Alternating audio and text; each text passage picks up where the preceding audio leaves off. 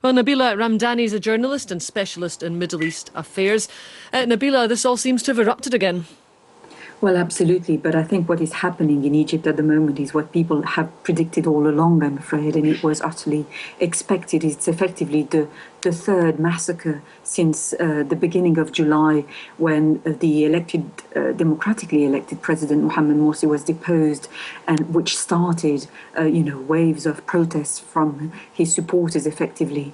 There was a military coup carried out against an elected president, and whatever your views on that president and his government, what happened was entirely undemocratic. Military units imprisoned an elected president, and this was always going to lead to huge oppositions and indeed demonstrations, quite naturally, by the people who brought him to power. So do you think the authorities then just set out to clear these camps, whether or not it was going to cause a lot of bloodshed?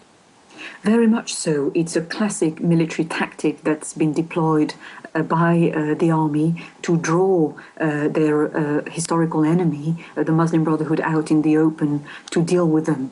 And armies are trained to use extreme violence to deal with problems and indeed dissent.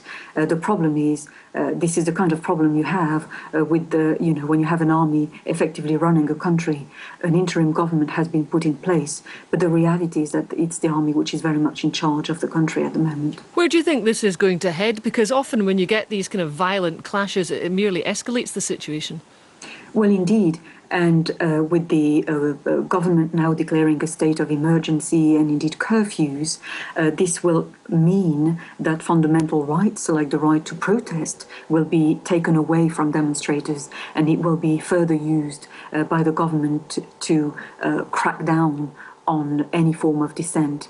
And I frankly see no hope of democracy in the short term, while the army is in a position not just to eradicate the result of democratic elections, but to carry out routine murders as well. And once again, we do see journalists caught up in the violence.